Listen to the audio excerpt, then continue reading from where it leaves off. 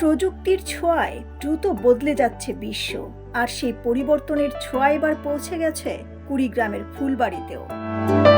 ঐতিহ্যবাহী ফুলবাড়ি ডিগ্রি কলেজের একাদশ শ্রেণীর ছাত্র রোহানুর রহমান রেজিম দেখিয়েছে এক অনন্য উদ্ভাবন।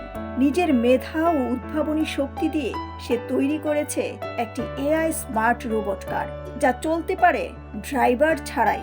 গাড়িটিতে ব্যবহার করা হয়েছে আধুনিক সেন্সর, ক্যামেরা এবং মাইক্রো কন্ট্রোলার প্রযুক্তি। ফলে সামনে কোনো বাধা এলে তা সহজেই শনাক্ত করে পথ পরিবর্তন করতে পারে এবং নির্দিষ্ট গন্তব্যে এগিয়ে যেতে পারে। প্রথমবারের মতো বাংলাদেশে এরকম একটা গাড়ি উদ্ভাবন করেছে রেজিম। গাড়িটা একা একা চলতে পারে, দেখে সত্যি খুব ভালো লেগেছে। আমি আজকে বিজ্ঞান মেলায় এসেছিলাম, এখানে রোহানুর রহমান রেজিমের একটি গাড়ি আবিষ্কার করা দেখেছিলাম। গাড়িটি অনেক চমৎকার, এটা এআই দ্বারা চলে। এখানে দেখা যায় সবচেয়ে ভালো যেটা দিক সেটা হলো 15 সেন্টিমিটারের মধ্যে যদি কোনো অবজেক্ট থাকে তখন গাড়িটি অটোমেটিকলি থেমে যায়। এটা দেখে আমার খুব ভালো লেগেছে যে আমাদের ফুলবাড়ি উপজেলায় এইরকম একটি অবনত জায়গায় এত ভালো একটি জিনিস তৈরি করেছে একজন মেধাবী স্টুডেন্ট। তরুণ এই উদ্ভাবকের এমন উদ্যোগ ইতিমধ্যেই সাড়া ফেলেছে স্থানীয়ভাবে।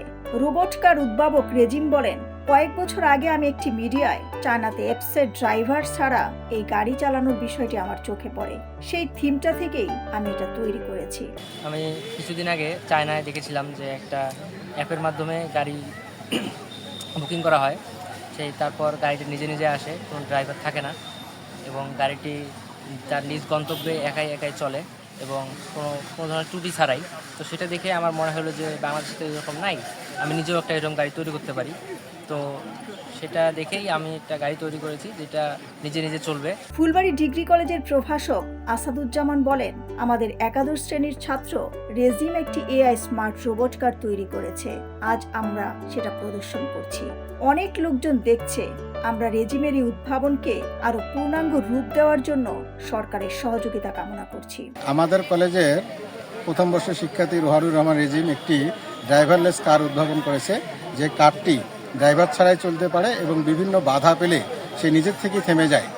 আমাদের স্টলে বিভিন্ন শিক্ষা প্রতিষ্ঠানের স্টুডেন্ট এবং শিক্ষক, তাছাড়া বাইরের অনেক ছেলেপেলে উপভোগ করতেছে এবং বলতেছে, স্যার এই প্রজেক্টটা কীভাবে বাস্তবায়ন করা সম্ভব।